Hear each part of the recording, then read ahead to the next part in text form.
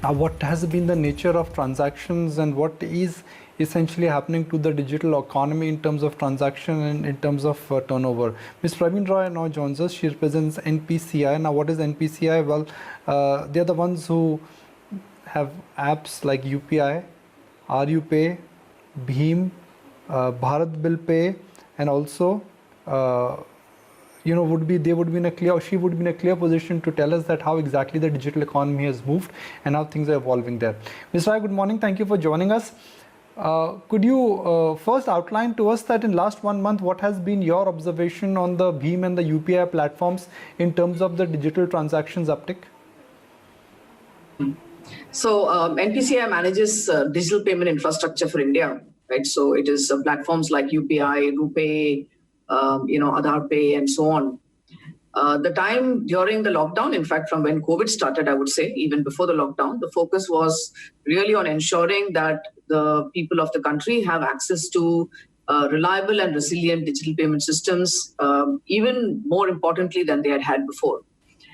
Because we realized very early that digital payments was going to be important and added another layer of safety to the entire aspect of how people needed to behave and take care of themselves during this period. So the priority number one was to ensure that the infrastructure systems, the entire ecosystem is functioning the way it ought to. And I think we got that over with in the very first few days. The focus thereafter has been in really getting this communication and message across to the audience. For the people to be assured that the digital payment systems are active and they will work the way they need to work, the way they have always worked. And more importantly, to create this larger awareness on digital payments like UPI, so that the safety element and the relevance of digital payments in this environment is well understood. So we actually had a campaign called UPI Chalega, and UPI Chalega was a campaign that had kicked off even before this period. But we decided to take that campaign and convert it into a India Stay Safe, India Pay Safe kind of message to the audience, and took this across all social media, because people were not really there in the outdoors and so on, and spending time on digital channels. So we really utilized the digital channels to take this message of safety and using digital payments to pay safe.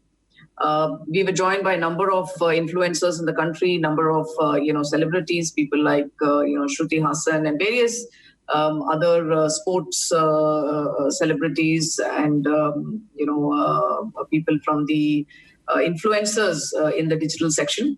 RBI, the government. So everybody really joined in sending that message across, including the ecosystem of digital payments in India. Now, what we were happy is that we got nearly about 1 billion impressions, 5 billion views. All these numbers are impactful, primarily because they took this message, and we have seen increase in the number of users for UPI and RuPay and digital payments, and I think the message has gotten across.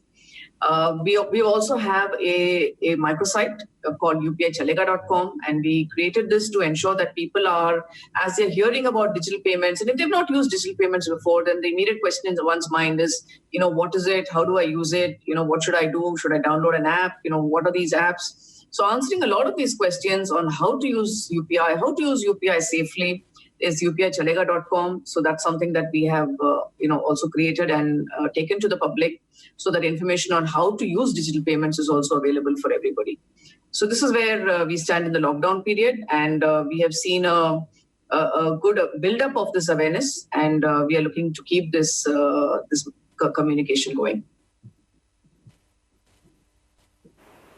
Could you give me a sense of how many downloads have happened, let's say in the month of March and in the month of April? How many transactions have really gone beyond big cities and big metros? No, I don't think we are tracking this from the concept of downloads or transactions. As you know, we are a national payment infrastructure. So for us, we enable the ecosystem. We have 150 banks that are on UPI. We have 1,100 banks that are connected on RuPay. There are more than 40 UPI apps in the market. So, you search for UPI, the apps will show up. You can download any of the apps and set yourself up. So that's really the message. I think it's an ecosystem message. It's a message that promotes all UPI ecosystem players. We also have our own app called BHIM. BHIM is an app that has been launched by the government a few years back, and that has also seen good ramp up during this period. So I would say that this is not so much about us having direct downloads, but the entire ecosystem in the country that is will benefit from moving people to the safe payments on digital.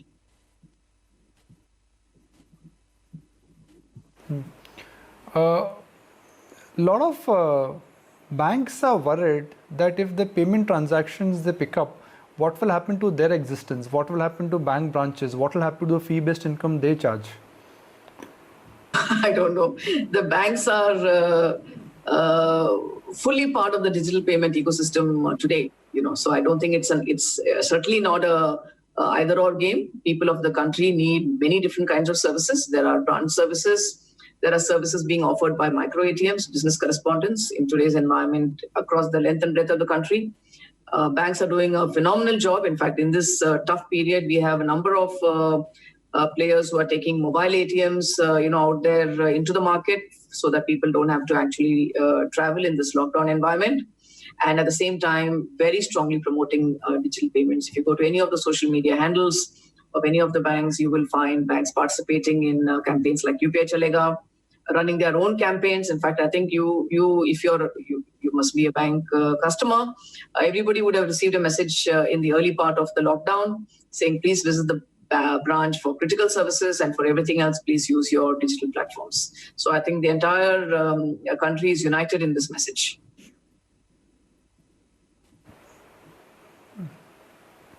And from a personal experience, I've used some of these platforms and some of the services, and trust me, it's a very satisfying and a very gratifying experience. The speed and the processing is absolutely easy and crystal clear. So it's a great work which is going on, at least on the digital transaction front. What is the next innovation we should expect from on the digital transaction front? I would like to really stay very focused on the here and now. We have to get prepared for this post-COVID period. Whatever thoughts we had about the needs of the market and the consumers and the users will all have to be reset. We will have to look at what our country needs in the coming months. And I think what we really need is a stronger focus around digital payments, much like it is important to wash our hands and use masks. It is going to be important. Another layer of safety is going to get added to everybody if they can, go digital, just use their phone to make their payments. But this needs few enablers to happen, and we are seeing this. We are working very closely with the ecosystem today. There are users who are very comfortable on platforms like UPI, and many who still are not. On the other hand, the users ultimately pay in order to pay another individual, or nowadays really to purchase something, purchase service or goods. And that ecosystem is now developing. While a lot of the e-commerce players would be very comfortable accepting digital payments, you will notice that in the physical world, before we went into this COVID environment, we would have had about nearly 20 million merchants active on UPI QR code kind of acceptance. However, in this situation where people don't want to go out, people should not be necessarily going out, unless it's critical. Merchants also want to safeguard themselves, safeguard their staff. We are going to be seeing solutions come up, and merchants really move more into the phygital world. So they don't have to necessarily go completely online and start behaving like a fully online player. But I think they will start maybe putting up their information on WhatsApp or small brochures or just simple websites. People are able to call in or use some other messaging mechanism to place orders or have a communication, exchange some photographs saying this is what I want to buy or not buy, and ultimately the payment can happen digitally. Somebody goes and picks up the goods, or the goods are then delivered. So I think in this period of post lockdown, where there is this, I will not call it. It may not be a COVID phase, but it's going to be a phase where we still have to be cautious. We still have to be aware. We still have to take extra precautions to stay safe until the world has really gotten rid of this situation, and we all feel we can come back to really back to where we were 2 to 3 months back. So this period, I think, is all about creating those solutions and innovating to solve these needs for the public, for the merchants, for the businesses, And we are working very closely with the ecosystem to help wherever we can. And we are also working on some ideas that should help people in this environment. A very critical message would be for everyone to use this time uh, to learn UPI, to teach others how to use digital payments. And I think that would be one of the very gratifying, and I would say, it's part of the field, it's part of the do good that people can do in this phase, is to enable others to also start on digital payments, so that everyone has that extra layer of safety available for them.